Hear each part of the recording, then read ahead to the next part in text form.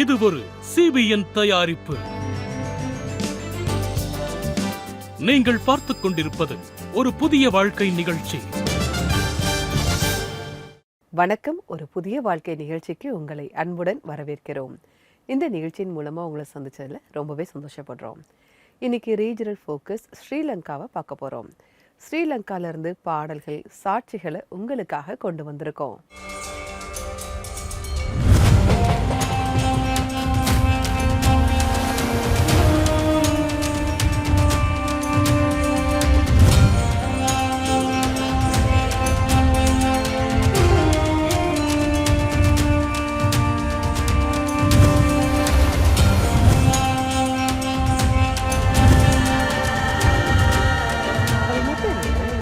முழுவதும் அரவணைத்தல் அப்படிங்கிற தலைப்புல தொடர்ந்து தியானம் செஞ்சுக்கிட்டு இருக்கோம். அந்த வகையில் இன்னைக்கு நம்ம பார்க்க இருப்பது தேவனுக்குள் நம்முடைய அடையாளத்தை நாம் எப்படி கண்டுபிடிக்கலாம், அதை தான் பார்க்க போறோம். ஒரு வசனத்தோடு நம்முடைய நிகழ்ச்சியை தொடங்குவோம். கலாத்தியர் 3:28.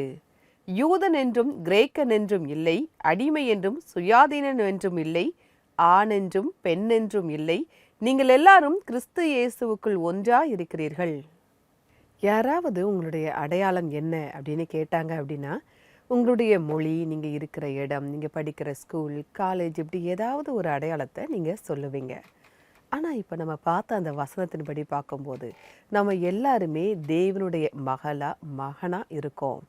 நீங்கள் எல்லாரும் கிறிஸ்து இயேசுவுக்குள் ஒன்றாக இருக்கிறீர்கள் அப்படிங்கிற ஒரு வார்த்தையை நம்ம பார்க்குறோம். தேவனுடைய சாயலில் தான் நம்ம எல்லாத்தையுமே அவர் படைச்சிருக்காரு. இதுதான் நம்முடைய அடையாளம். யோவான் 1:12 கூட இப்படிதான் சொல்லுது. உங்களுக்காக அதை வாசிக்கிறேன். அவருடைய நாமத்தின் மேல் விசுவாசம் உள்ளவர்களாய் அவரை ஏற்றுக்கொண்டவர்கள் எத்தனை பேர்களோ அத்தனை பேர்களும் தேவனுடைய பிள்ளைகளாகும்படி அவர்களுக்கு அதிகாரம் கொடுத்தார். நம்ம எல்லாருமே அவருடைய பிள்ளைகள். இதுதான் நம்முடைய அடையாளம். இப்போது ஒரு ஆராதனை பாடலை ஸ்ரீலங்கால இருந்து பார்க்க போறோம்.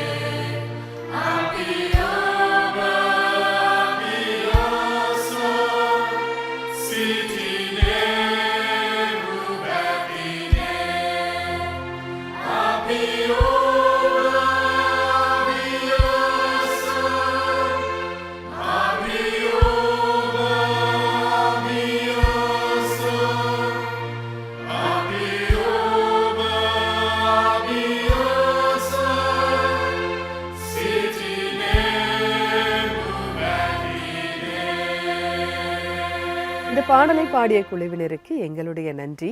நான் பரிசுத்தர், நீங்களும் பரிசுத்தராய் இருங்கள் அப்படின்னு தேவன் சொன்னதை இவங்க மறுபடியும் நமக்கு ஞாபகப்படுத்தி இருக்காங்க. மிக்க நன்றி. தேவன் உங்களை ஆசீர்வதிப்பாராக. இதே மாதிரி பாடல்கள் நாட்டுடைய பல பகுதிகளில் இருந்து நாங்கள் உங்களுக்காக வழங்கிக்கிட்டு இருக்கோம். இதன் மூலமாக நிறைய பேர் ஆசீர்வாதமும் பெற்றுக்கிட்டு இருக்காங்க. இந்த நிகழ்ச்சிக்கு நீங்கள் உதவலாம். இதை நீங்கள் தாங்கலாம். நம்முடைய நிகழ்ச்சி நீங்களும் ஒரு அங்கத்தினராகலாம். அதற்கு ஸ்க்ரீனில் தெரியக்கூடிய QR கோடை ஸ்கேன் பண்ணுங்கள். அதன் மூலமாக உங்களுடைய நன்கொடைகளை அனுப்பலாம். அப்படி இல்லை அப்படின்னா நீங்கள் ஆன்லைன் டிரான்ஸ்ஃபரும் பண்ணலாம். எங்கள் அட்ரஸ் www.cbnindia.org/join-the-ENZ family. இதன் மூலமாக இன்னும் அநேக மக்களுக்கு நம்முடைய நிகழ்ச்சி சென்று சேர அது உதவியாக இருக்கும். இப்போது வருவது ஒரு சிறிய இடைவேளை. இடைவேளைக்கு பிறகு நம்ம இன்னும் ஒரு சாட்சியை பார்க்க இருக்கிறோம். இடைவேளைக்கு பிறகு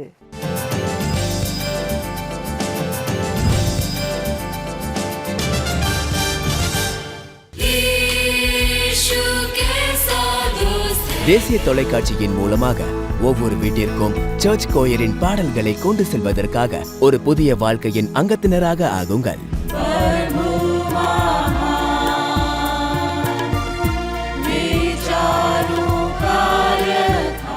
நாங்கள் புதிய மற்றும் பழைய சர்ச் பாடல்களை நாட்டின் ஒவ்வொரு மூலைகளில் இருந்தும் பதிவு செய்கிறோம். மேலும் டிவி மற்றும் சமூக ஊடகங்கள் மூலமாக ஒவ்வொரு வீட்டிற்கும் இவைகளை கொண்டு செல்ல நாங்கள் தீர்மானம் எடுத்திருக்கிறோம். இந்த மகத்தான திட்டத்தை வெற்றியடைய செய்ய உங்களுடைய உதவி கண்டிப்பாக அவசியம். வாருங்கள், ஒன்று சேர்ந்து ஆராதனையில் கீதங்களை ஒவ்வொரு வீட்டிற்கும் கொண்டு செல்வோம். ஸ்கிரீனில் தெரிகிற QR கோடை ஸ்கேன் செய்து ஒரு புதிய வாழ்க்கை குடும்பத்தின் பங்காளராக ஆகுங்கள். இப்பொழுதே ஒரு புதிய வாழ்க்கை குடும்பத்தில் நீங்கள் இணையுங்கள்.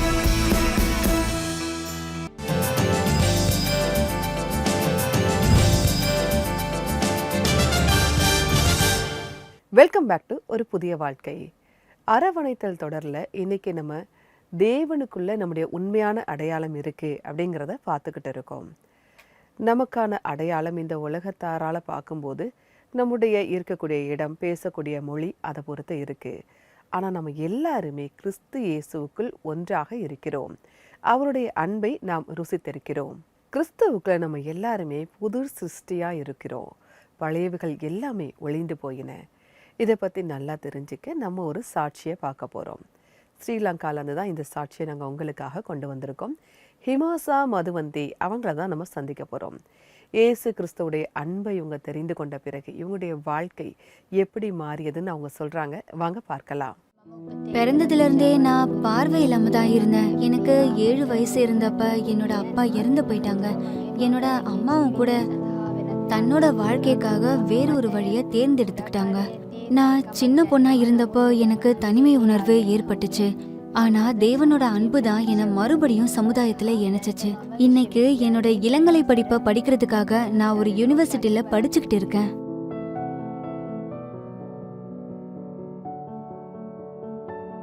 சின்ன வயசுல இருந்தே நான் பார்வை இல்லாதோருக்குரிய ஸ்கூல்ல படிச்சேன். அப்புறம் பார்வை இல்லாத நிறைய குழந்தைகளையும் நான் சந்திச்சதுனால எனக்கு கண் பார்வை இல்லாதது ஒரு கவலையாவே இல்லை. ஆனா என்னோட அப்பா இறந்தப்ப நான் ரொம்ப கவலைப்பட்டேன். ஏன்னா என்னோட அம்மாவும் அப்பாவும் என் ஸ்கூல் ரிப்போர்ட் கார்டு வாங்க வர முடியாது. ஆனா என்னோட டீச்சர்ஸ் என்னையும் என்னோட படிப்புக்கு தேவையானதையும் பார்த்துக்கிட்டாங்க. அதோட அவங்க என்னை தைரியப்படுத்தினாங்க. சின்ன வயசுல இருந்து தேவனை பத்தி எனக்கு நல்லா தெரியும். ஆனா ஸ்கூல்ல படிக்கிறப்ப தேவன் கூட இருந்த அந்த உறவு இன்னும் ரொம்பவே வலுவாயிடுச்சு. எப்போ எல்லாம் நான் தனிமையையும் சோர்வையும் உணர்வேனோ அப்போ நான் தேவன் கிட்ட பேசுவேன்.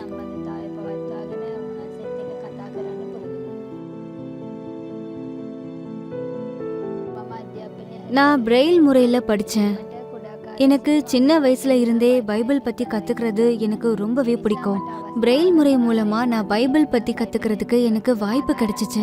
இந்த நேரத்துல நான் தேவனை பத்தி நிறைய விஷயங்களை கத்துக்கிட்டேன். இதுக்கப்புறம் நான் 2017 என்னோட ஆர்டினரி லெவல் எக்ஸாமா எழுதினேன். அப்புறம் என்னோட மேற்படிப்புக்காக நான் 2018 கிராமத்துல இருந்த ஒரு ஸ்கூலுக்கு போனேன். அந்த ஸ்கூல்ல அட்ஜஸ்ட் பண்றதுக்கு எனக்கு கஷ்டமா இருந்துச்சு. ஏன்னா பார்வையில்லாத மாணவியா நான் ஒருத்தி மட்டும்தான் அங்க இருந்தேன். என் கூட படிக்கிற சக மாணவர்களும் என்னோட நட்பா இருக்க கூட விரும்பல. ஏன்னா என்னோட நிலை பத்தி அவங்களுக்கு எந்த ஒரு புரிதலும் இல்லை. இந்த விஷயத்தால நான் ரொம்ப வருத்தப்பட்டேன். என்ன வேற ஒரு ஸ்கூலுக்கு அனுப்பணும்னு நான் தேவன் கிட்ட ஜெபம் செஞ்சேன். தேவன் என்னோட ஜெபத்தை கேட்டாரு. அப்போ என்னோட படிப்புக்காக எனக்கு வேற ஒரு ஸ்கூல்ல இடம் கிடைச்சது. அந்த ஸ்கூல்ல என்ன வரவேற்றாங்க. நான் ஸ்கூலோட ஹாஸ்டல்ல இருந்து படிச்சேன். என்னோட ஆசிரியர்களும் என் நண்பர்களும் ஸ்கூல் லீவு நேரத்துல என்ன தனிமையை உணர விடாம தன்னோட வீட்டுக்கு அவங்க என்ன கூட்டிட்டு போவாங்க. மேலும் என்னோட படிப்பை நான் நல்லா படிக்கிறதுக்கு எனக்கு உதவி செஞ்சாங்க. ஒரு டீச்சர் இருந்தாங்க. அவங்க தன்னோட வீட்டில் வச்சு எனக்கு சொல்லி தந்தாங்க. என்னை நல்லா பார்த்துக்கிட்டாங்க. அவங்களோட கடின உழைப்பாலையும் அர்ப்பணிப்பாலையும் என்னோட எக்ஸாம்ல என்னால் நல்ல ரிசல்ட் பெற முடிஞ்சது. நான் எப்பவும் யூனிவர்சிட்டியில் கிறிஸ்தவ நம்பிக்கை பற்றி படிக்கிறதுக்கு விருப்பம் உள்ளவளாக இருந்தேன். தேவனோட கிருபையால் எனக்கு பிடிச்ச யூனிவர்சிட்டியில் எனக்கு அட்மிஷன் கிடைச்சிச்சு.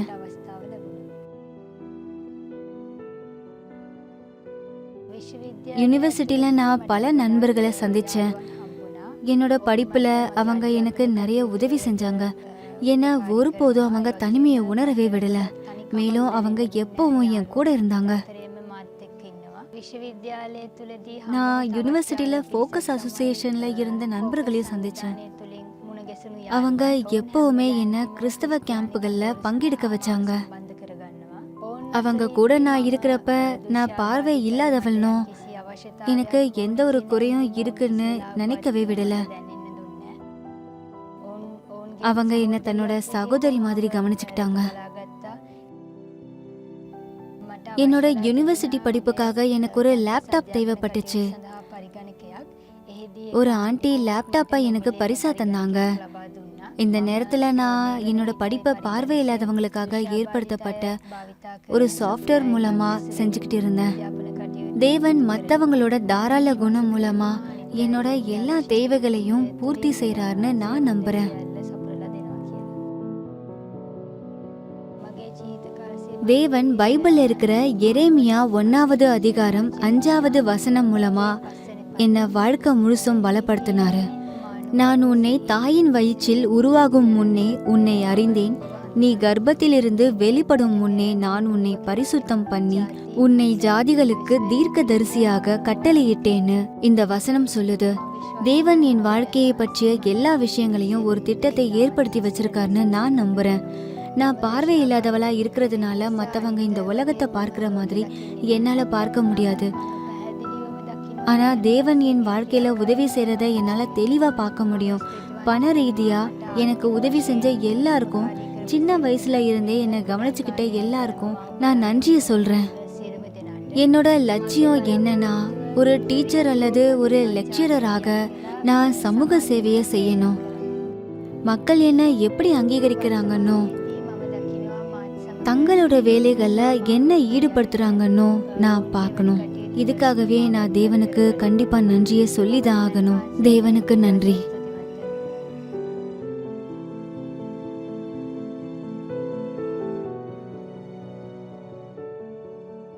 நன்றி ஹிமாஷா, உங்களுடைய சாட்சிக்காக மிக்க நன்றி.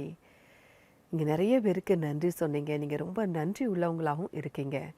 உங்களுடைய வாழ்க்கை அவ்வளோ ஈஸியானதும் இல்லை, நிறைய சவால்கள் நிறைந்ததாக இருக்குது. அப்பா அம்மா இல்லை, பார்வையும் இல்லை, என்ன நடக்குன்னே தெரியாது. ஆனால் இப்படிப்பட்ட நேரத்திலும் கூட தேவனுடைய அன்பு உங்களை நிறைத்து கொண்டது அப்படிங்கிறத உங்களுடைய சாட்சியின் மூலமாக நாங்கள் பார்க்குறோம். நிறைய நேரம் நம்முடைய வெளி தோற்றம், நம்முடைய குறைகளை ஒரு அடைமொழியாக வச்சு நம்மளை கூப்பிடுறாங்க. ஆனால் கூப்பிடுறவங்க நல்ல ஆரோக்கியமாக இருக்கிறாங்க, அதனால் அப்படி கூப்பிடுறாங்க. ஆனால் யாரை இதை மாதிரியே இவங்க அடைமொழி சொல்லி கூப்பிடுறாங்களோ, ஒரு குறையோடு இருக்கிறவங்கள சொல்கிறாங்களோ, அவங்க நிலைமையிலேருந்து கொஞ்சம் யோசித்து பார்க்கும்போது எவ்வளோ கஷ்டமாக இருக்குது. அவங்களுக்கு அது எந்த அளவுக்கு மன வேதனையை கொடுக்கும். அதனால் நம்ம யாருடைய குறைகளையும் ஒரு அடைமொழியாக வச்சு நம்ம கூப்பிடக்கூடாது. நம்ம அவங்களுக்கு ஆதரவாக இருக்கணும். தேவனுடைய அன்பை நம்ம அவங்களுக்கு காட்டணும். உங்களுக்காக பைபிள்ல இருந்து ஒரு வசனத்தை நான் வாசிக்கிறேன். அப்போஸ்தலர் 4ஆம் அதிகாரம் 32, 34, 35. விசுவாசிகளாகிய திரளான கூட்டத்தார் ஒரே இருதயமும் ஒரே மனம் உள்ளவர்களாய் இருந்தார்கள். ஒருவனாகிலும் தனக்கு உள்ளவைகளில் ஒன்றையும் தன்னுடையதென்று சொல்லவில்லை. சகலமும் அவர்களுக்கு பொதுவாய் இருந்தது. நிலங்களையும் வீடுகளையும் உடையவர்கள் அவர்களை விற்று விற்கப்பட்டவைகளின் கிரயத்தை கொண்டு வந்து அப்போஸ்தலருடைய பாதத்தில் வைத்தார்கள். அவன் அவனுக்கு தேவையானதற்கு தக்கதாய் பகிர்ந்து கொடுக்கப்பட்டது. அவர்களில் ஒருவனுக்கும் ஒன்றும் குறைவாய் இருந்ததில்லை. இந்த வசனத்தை நம்ம பார்க்கும்போது நமக்காக வாழாம மற்றவங்களுக்காக வாழணும் அப்படிங்கிறத இந்த வசனத்துல நம்ம பார்க்குறோம். அது மட்டும் இல்லை, அந்த சொத்துக்களை எல்லாத்தையுமே அவங்க விற்றாங்க, அவங்களுக்குள்ள பகிர்ந்து வச்சுக்கிட்டாங்க அப்படிங்கிறதையும் நம்ம பார்க்குறோம். ஹிமாசாவுடைய வாழ்க்கையிலுமே இதுதான். அவங்களுக்கு அப்பா அம்மா இல்லை, பார்வை இல்லை. அதனால் அவங்களுடைய ஆசிரியர்கள் அவங்கள கூட்டிகிட்டு போனாங்க. அவங்களுக்கு லேப்டாப் தேவை அப்படிங்கும்போது ஒருத்தங்க வாங்கி கொடுத்தாங்க. அவங்களுக்குள்ள ஒரு குறை இருக்குது அப்படிங்கிறதே யாருமே அவங்கள உணர வைக்கலை. இதுதான் இயேசு கிறிஸ்துவுடைய அன்பு. மற்றவங்கள நம்ம கேலி பண்ணுறது ஈஸி, ஆனால் அப்படி இல்லாமல் அவங்களுக்கு நம்ம ஆதரவாக இருக்கணும், அவங்களுக்கு ஒரு சப்போர்ட் பண்ணணும். இதுதான் இயேசு கிறிஸ்துவுடைய அன்பு. நம்ம இந்த மாதிரி சப்போர்ட் பண்ணும்போது இதுதான் நம்முடைய தேவனுடைய உண்மையான அடையாளமாகவும் இருக்குது. உங்களுக்கு ஏதாவது ஒரு ஜெப உதவி தேவை அப்படின்னா நீங்கள் எங்களுடைய CBN ப்ரேயர் லைனுக்கு கால் பண்ணலாம். எங்களுடைய நம்பர் 9910401010. இந்த நம்பருக்கு நீங்கள் வாட்ஸ்அப்பும் அனுப்பலாம். உங்களுக்காக ஜெபிக்க நாங்கள் தயாராக காத்துக்கிட்டு இருக்கோம். இப்போது வருவது ஒரு சிறிய இடைவேளை. இடைவேளைக்கு பிறகு நம்ம சேர்ந்து ஜெபிப்போம்.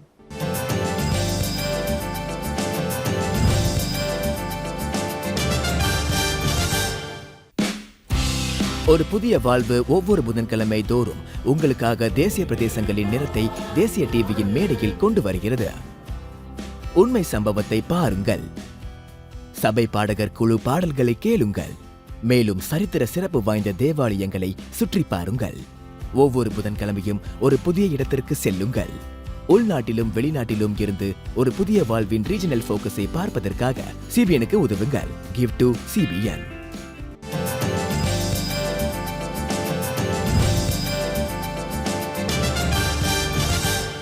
வெல்கம் பேக் டு ஒரு புதிய வாழ்க்கை. அரவணைத்தல் தொடரில் இன்னைக்கு நம்ம தேவனுக்குள் நம்முடைய உண்மையான அடையாளம் என்ன அப்படிங்கிறத பார்த்துக்கிட்டு இருக்கோம். பொதுவாகவே நம்முடைய அன்பை நம்ம அடுத்தவங்க கிட்ட காட்டும்போது, அந்த தேவனுடைய அன்பை மற்றவங்க புரிந்து கொள்ளும்போது அதுதான் நம்முடைய உண்மையான அடையாளமாக இருக்கும். இந்த உலகத்தில் எல்லாமே கிடைக்கும், ஆனால் உண்மையான அன்பு தான் குறையா இருக்கு. அப்படிப்பட்ட நம்ம அன்பை தேவனிடத்திலிருந்து நாம் பெற்றுக்கொள்ளலாம். யாருமே என்னை கவனிக்கலை, எல்லாருமே என்னை கைவிட்டுட்டாங்க, நான் வேலை பார்க்கக்கூடிய இடத்துலையுமே நான் நிராகரிக்கப்படுறேன், யாருமே என்னை அரவணைக்கலை, உண்மையான அன்பு எனக்கு கிடைக்கல அப்படின்னு நீங்கள் யோசிக்கிறீங்களா? அந்த அன்பு தேவனிடத்தில் இருக்குது. இப்போ நான் உங்களுக்காக ஜெபிக்க போகிறேன். நீங்கள் என் கூட சேர்ந்து ஜெபிக்கலாம். அன்பின் பரலோக பிதாவே, இந்த நேரத்திற்காக நன்றியோடு உம்மை துதிக்கிறோம் அப்பா. எங்களை உங்களுடைய மகனாக மகளாக தெரிந்து கொண்டதற்காக நன்றி ஆண்டவரே. இந்த உலகம் எங்களுக்கு பல அடையாளங்களை தந்தாலும், எங்களுடைய தோற்றத்தையும் நிறத்தையும் வச்சு எங்களுக்கு அடைமொழி தந்தாலும் கூட, நீங்கள் எங்களை உலகத்தின் பார்வையில் பார்க்காம உங்கள் பிள்ளைகளாக பார்க்கறதுக்காக நன்றி ஆண்டவரே. இந்த உலகம் எங்களுக்கு வச்சிருக்க பேர் எங்களுடைய அடையாளம் கிடையாது. எங்களுடைய உண்மையான அடையாளம் இயேசு கிறிஸ்துக்குள்ள தான் இருக்குது அப்படிங்கிற தெரிஞ்சிக்க ஒவ்வொருத்தருக்கும் நீங்கள் உதவி செய்யுங்கப்பா. இந்த உலகத்தின் அடையாளத்தால் தங்களை தாங்களே நொந்து கொண்டு தங்களுடைய வாழ்க்கையை நினைச்சு வேதனையோடு இருக்கிற எல்லாருக்காகவும் தகப்பனே, அவங்க உண்மையான அடையாளத்தை கிறிஸ்துவுக்குள்ள இருக்குன்னு புரிஞ்சுக்க நீங்கள் உதவி செய்யுங்கப்பா. அவங்க மனசுல சமாதானத்தையும் நிம்மதியும் ஆறுதலையும் தாங்க ஆண்டவரே. இப்படிப்பட்ட நாங்களும் மற்றவங்கள அடைமொழி சொல்லி கூப்பிடாம அவங்களுக்கு ஆதரவாக இருக்க கிறிஸ்துவுடைய அன்பை அவங்களுக்கு நாங்கள் வெளிப்படுத்த எங்களுக்கு நீங்கள் கிருபை தாங்கப்பா. அவங்களையும் சமமாக நடத்த, அவங்களையும் அரவணைக்க எங்களுக்கு நீங்கள் ஞானத்தை தாங்க ஆண்டவரே. அப்பா, இந்த நேரத்திலும் ஸ்ரீலங்காவுக்காக ஜெபிக்கிறோம் ஆண்டவரே. அந்த நாட்டையும் அங்கே இருக்கக்கூடிய மக்களையும் நீங்கள் ஆசீர்வதிங்க ஆண்டவரே. அங்கே உள்ள தலைவர்கள் நேர்மையாக நாட்டையும் மக்களையும் ஆளுகை செய்ய அவங்களுக்கு நீங்கள் கிருபை தாங்கப்பா. அந்த நாட்டில் சமாதானம் உண்டாகட்டும் கர்த்தாவே. அங்கே இருக்கக்கூடிய எல்லா பிரச்சனைகளும் சரியாகட்டும் ஆண்டவரே. மீட்பர் இயேசு மூலமாக ஜெபம் கேளும் பரமபிதாவே, ஆமேன், ஆமேன். நாம் வல்லமையான தேவனிடத்தில் ஜெபித்திருக்கிறோம். நிச்சயமாகவே அவர் நமக்கு சந்தோஷத்தையும் சமாதானத்தையும் தருகிறார். இப்போ இன்றைக்கான பைபிள் வசனம் என்ன அப்படிங்கிறத பார்க்கலாம். நாம் தேவனுடைய பிள்ளைகள் என்று அழைக்கப்படுவதனாலே பிதாவானவர் நமக்கு பாராட்டின அன்பு எவ்வளவு பெரிதென்று பாருங்கள். உலகம் அவரை அறியாதபடியினாலே நம்மையும் அறியவில்லை. 1 யோவான் 3:1. நம்ம எல்லாத்தையுமே தேவன் தன்னுடைய பிள்ளைகளா ஆக்கி இருக்காரு. நம்ம எல்லாருமே நம்ம அப்பாவுடைய பேரை தான் இனிஷியலாக போடுறோம். ஆனால் பைபிள் வசனம் சொல்லுது, உன் தாயின் வயிற்றில் கருவாவதற்கு முன்னே நான் உன்னை தெரிந்து கொண்டேன், உன்னை பெயர் சொல்லி அழைத்தேன் அப்படிங்கிற ஒரு வார்த்தையை நம்ம பார்க்குறோம். நம்ம எல்லாருமே தேவனுடைய பிள்ளைங்க அப்படிங்கிறது தான் ஒரு மிகப்பெரிய அடையாளம். இப்போது ஒரு ஆராதனை பாடலை பார்ப்போம்.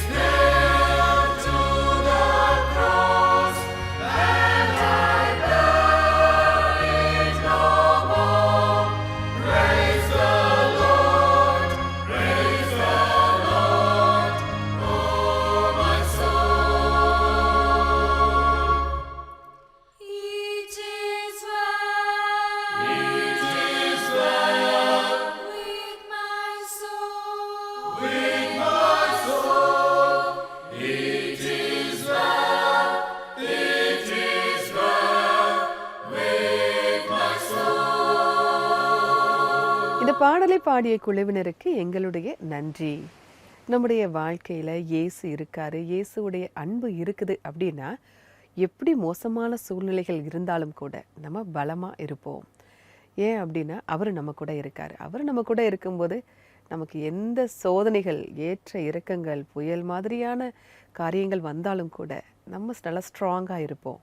நிகழ்ச்சியுடைய நிறைவு பகுதிக்கு வந்துட்டோம். நம்ம எல்லாருமே இயேசு கிறிஸ்துவனுடைய மகளாக இருக்கிறோம். நம்ம தேவனுக்குள்ள உண்மையான அடையாளம் என்ன அப்படிங்கிறத இன்னைக்கு நீங்கள் புரிஞ்சிருப்பீங்க.